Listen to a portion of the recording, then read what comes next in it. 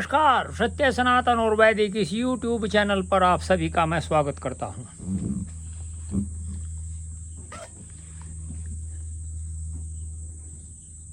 गीता, इसका हम अध्ययन करते हैं। आइए हम इसका अध्ययन प्रारंभ करते हैं।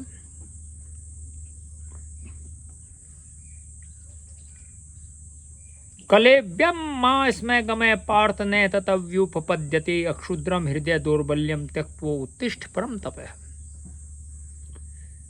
कल भी हमने इसका वैसे अध्ययन किया था, लेकिन आज यहीं से प्रारंभ करते हैं।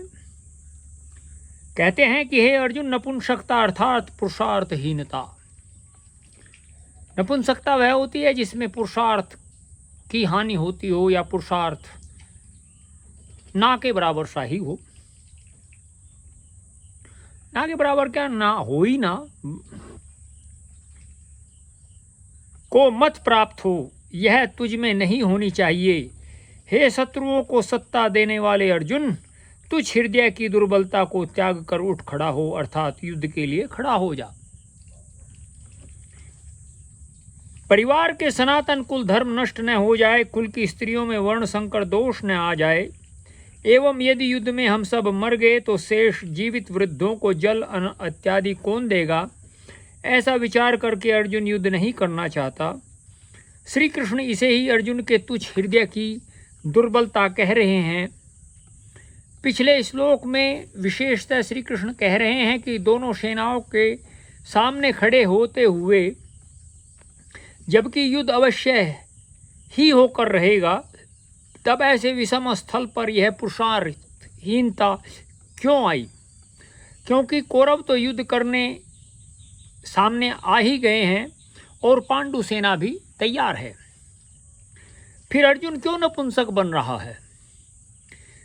जैसे कई बार भारत के साथ अचानक युद्ध छेड़ा गया था, तब यदि कोई हमारा सैनिक कुल धर्म, स्त्री पुत्र अथवा माँ बाप के पालन पोषण की बात युद्ध स्थल में करे और युद्ध न करे, तो गीता का श्लोक दूसरे अध्याय का दूसरा के अनुसार ऐसा तुच्छ विचार विद्वानों द्वारा निंदित पाप वैदिक मर्यादा के विरुद्ध अपयश एवं नरक देने वाला है।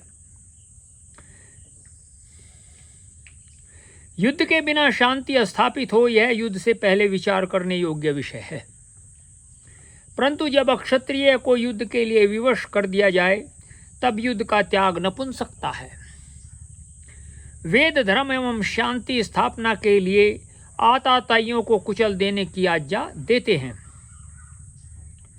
जो हिंसा नहीं चाहते परंतु अन्य कोई उसकी हिंसा करने की इच्छा करे अथवा राजपुरुषों को मारना चाहे अथवा उन पर आक्रमण करता है, तो उसे राजा प्राण दंड दे। यह अथर्ववेद में आया है। राज शासन राष्ट्र से पिशाचों, चोरों अथवा आताताइयों को नष्ट करके तथा इस प्रकार राष्ट्र को उपद्रवों से रहित करके अपने को श्रेष्ठ सिद्ध करता है। दुर्योधन के राज्य में युधिष्ठिर आदि पांचों राजपुरुष भाइयों को मारने की कई बार चेष्टा की गई।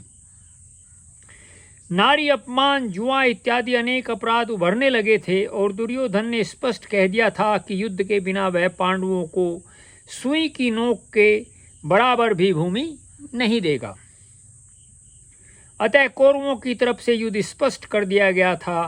अब युद्ध स्थल पर अर्जुन के विचारों को श्री कृष्ण अर्जुन की नामर्दी कहकर उसे धिक्कार रहे हैं, परंतु साथ ही अर्जुन को अक्षत्रिय वंश का धर्म याद दिलाते हुए उसे परम तप, शत्रुओं को रुला देने वाला तथा पार्थ अर्थात अक्षत्रियाणी कुंती का पुत्र कहकर उसे युद्ध के लिए प्रेरित कर हृदय की दुर्बलता को छोड़कर युद्ध करने के लिए उठ खड़ा होने को कह रहे हैं। युद्ध स्थल का विषम अवस्था में यही अक्षत्रिय के लिए वैदिक धर्म है, जो उसे स्वर्ग का लाभ देने वाला है। श्री कृष्ण ने भगवत गीता में अर्जुन को 38 बार पार्थ कहकर पुकारा है।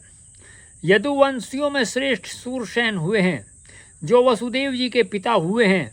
उनकी पुत्री का नाम पृथा था। सत्यवादी सूरसेन ने अपने फुफेरे भाई कुंती भोज को अपनी कन्या प्रथा दे दी थी। यही प्रथा अर्जुन के पिता पांडु की बड़ी पत्नी थी। छोटी पत्नी का नाम माद्री था। महाभारत में युद्ध होने की संभावना को देखकर कुंती ने श्री कृष्ण के द्वारा अर्जुन को संदेश दिया था कि अर्जुन और भीम से कहना कि जिस कार्य के लिए क्षत्रिय वंश की माता पुत्रों को जन्म देती है वह समय आ गया है।